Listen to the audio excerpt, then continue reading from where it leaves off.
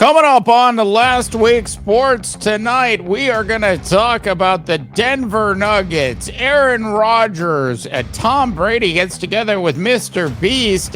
We've got Shaquille O'Neal doing something with viral Home Depot girl.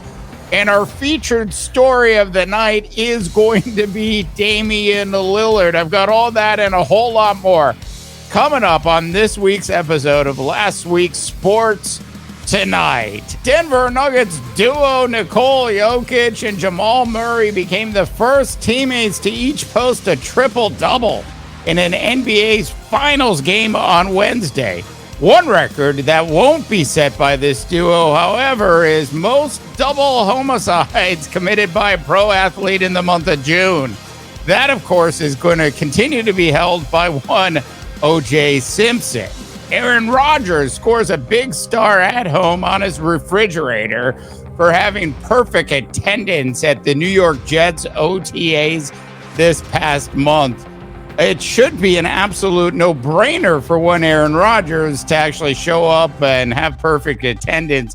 If you think about it, he's going to make north of $107 million in 2024 as the New York Jets restructured his deal, shifting almost the entire contract into 2024.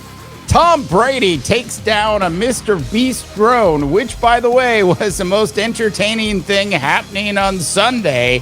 Sorry, baseball fans. That, of course, was until Shaquille O'Neal got caught sliding into viral Home Depot girls' DMs, which resulted in the internet exploding with Shaq must be thirsty jokes.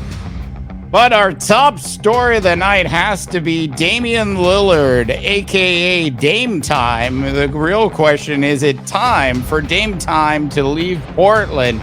And if I were actually advising Damian Lillard at this point, I would say you've done everything you could possibly do. You've been as loyal as you could possibly be to that organization. And clearly it's time for you to move on. Now, one of the deals that's on the table now, Dame Time, as we like to call him, has a couple teams that he's very interested in. One would most likely be the Boston Celtics, and the other, which he stated, is the Brooklyn Nets, because Mikal Bridges is, and I quote, one of his boys. Mikal Bridges is, turned into quite a good basketball player once he got out of the Valley of the Sun and was able to be the primary focal point of a basketball team. So Dame Lillard to Brooklyn. Now, I don't think that addresses Dame's desire to win a championship. Now, the Nets would most likely have to give up Spencer Dinwiddie and Joe Harris and a bunch of draft picks to get that deal done, which might not be such a bad deal. Now, the other big rumor is that the Miami Heat, the New York Knicks, the Boston Celtics, and the Los Angeles Lakers are all sort of in the mix, with the Dallas Mavericks as well, if Kyrie's world actually turns out to be round and not flat, and Kyrie ends up leaving Dallas, which is most likely going to happen if you were to ask me. So where does Dame Lillard actually go, and where should he go? Now, the Miami Heat certainly seems like a good place for Dame Lillard to land when you look at what this gritty basketball team has done over the past 6 months, especially during this playoff run.